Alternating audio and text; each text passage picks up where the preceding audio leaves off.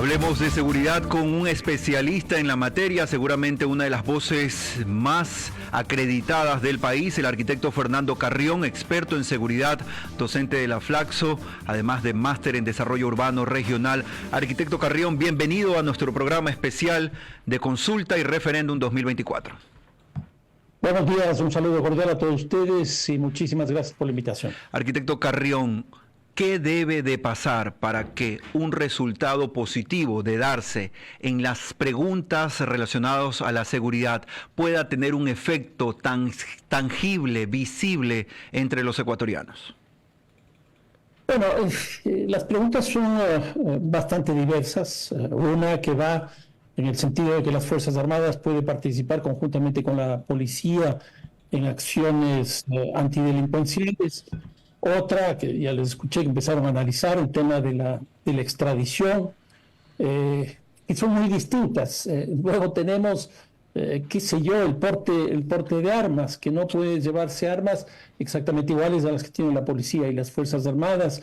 Y otra pregunta que va en relación con esta mismo, es si las armas que son incautadas pueden ser usadas por las fuerzas del orden, es decir, la policía y las Fuerzas Armadas.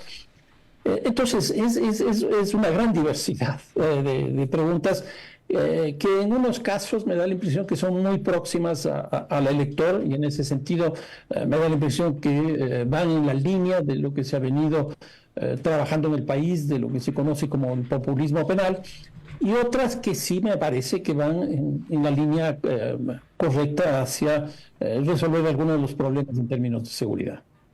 Arquitecto Carrión, ¿es la voluntad política del gobierno la que puede dar una confirmación de la voluntad popular?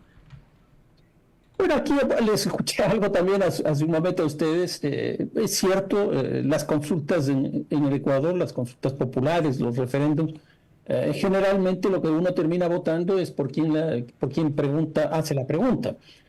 Si uno ve, probablemente uno de los países que más desarrollo tenga de esta lógica de lo que denominan la democracia plebiscitaria es el caso de Uruguay. Pero ¿qué es lo que ocurre en esos países? Pues son una o dos preguntas que son absolutamente necesarias para resolver algún problema en una coyuntura específica.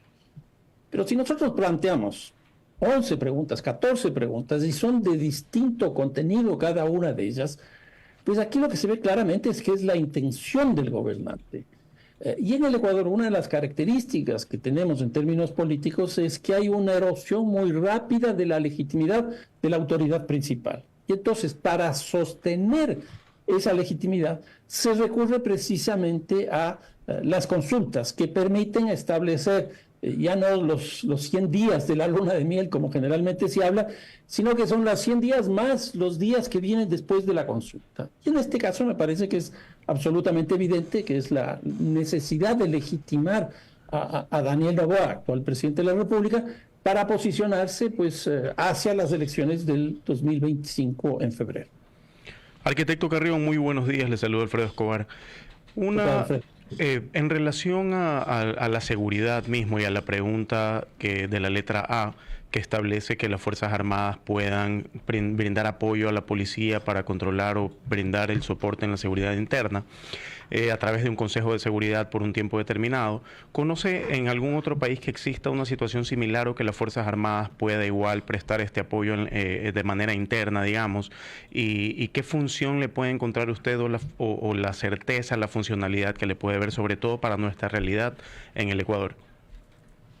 A ver, yo diría, la presencia de las Fuerzas Armadas en el Ecuador prácticamente le tuvimos durante el gobierno de Guillermo Lasso y prácticamente en la totalidad del gobierno de Daniel Noboa. ¿Y qué es lo que ha ocurrido? Pues la violencia ha seguido creciendo. Porque tras de los hechos de violencia hay problemas estructurales muy fuertes, pero muy fuertes, que no se resuelven. ¿Qué es lo que ha pasado en otros países? Cuando se hace el ejercicio de la mano dura o de la super mano dura, lo que pasa es que los resultados son relativamente buenos en el corto plazo. Y a mí me parece que eso es lo que ocurrió en el caso del Ecuador. Los 2 primeros meses después del estado de excepción del 8 de enero y de la declaración de estado de conflicto interno armado, los resultados fueron buenos. Pero a partir de eso empezó a revertirse la situación. O sea, la semana pasada, por ejemplo, tuvimos asesinatos de 2 alcaldes. Algo inaudito, algo que no habíamos tenido nunca en el país. 2 alcaldes asesinados en una misma semana.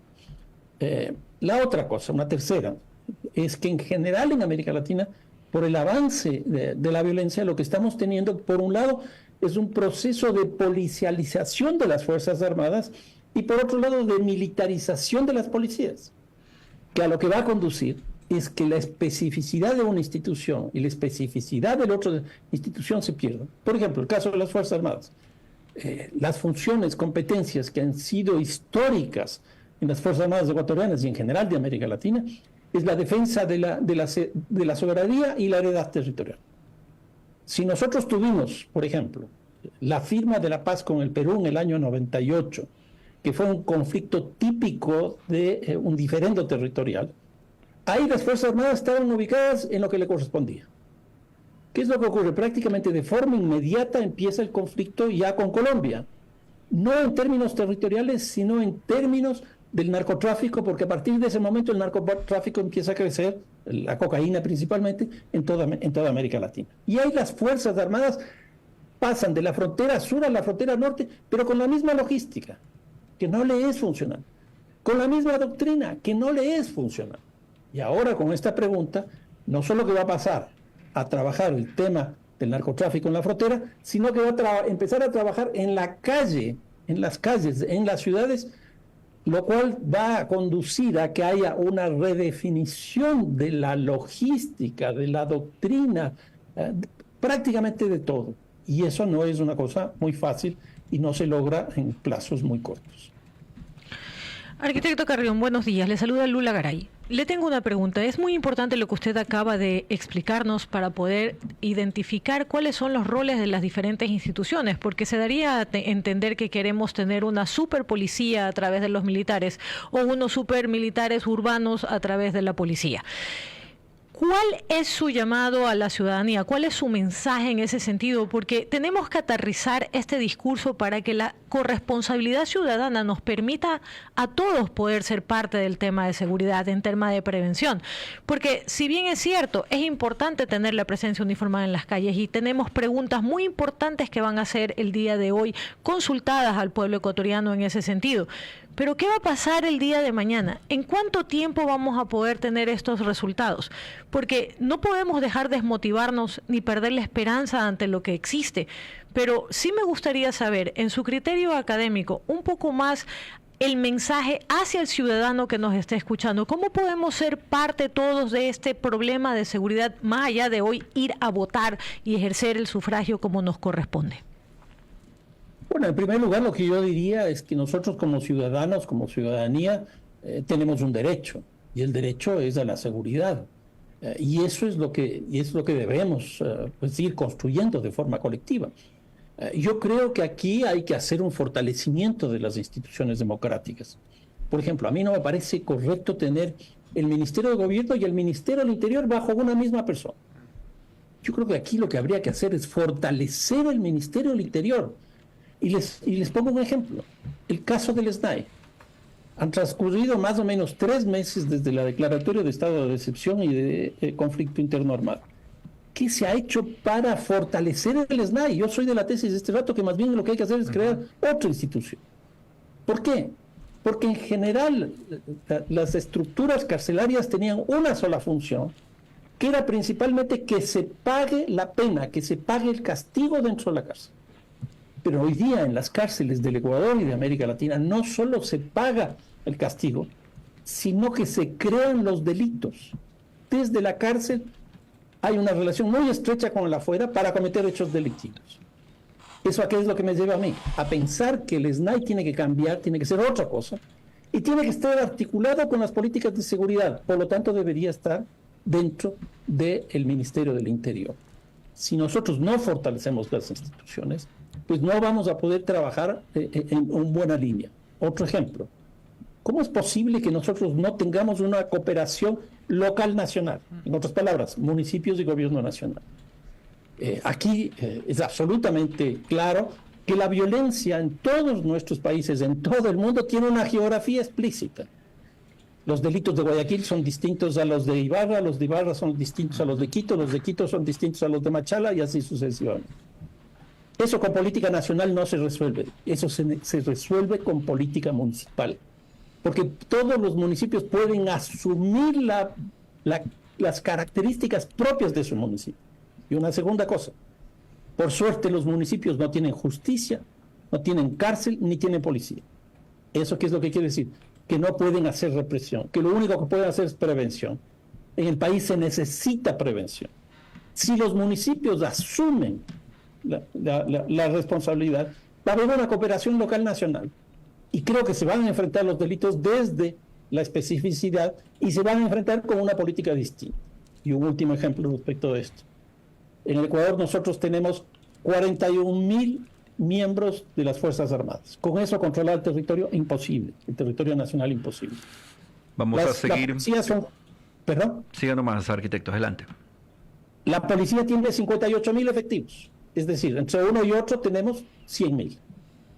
Si ustedes ven, la guardianía privada en el Ecuador tiene más de 200.000, es decir, más del doble. Siempre hablamos de la cooperación pública-privada. ¿Por qué no se habla de la cooperación pública-privada entre la guardianía privada, las Fuerzas Armadas y la policía? A mí me parece que en esas líneas de cooperación es lo que debemos ir. Y ahí la sociedad nacional va a poder involucrarse. Porque si no, involucrarse en un contexto como el que estamos viviendo, más bien puede ser de mucho riesgo para las personas que lo hagan. Queremos agradecer la participación del arquitecto Fernando Carrión, sin duda una de las voces más certificadas para hablar de seguridad en el país. Él es docente de la Flaxo, experto en la materia, máster en desarrollo urbano regional, y ha estado analizando durante estos minutos la situación de seguridad y los resultados que podrían darse en función de las respuestas que hoy los 13 millones de ecuatorianos den frente a las urnas. Seguimos en Así Amaneció, 9:27.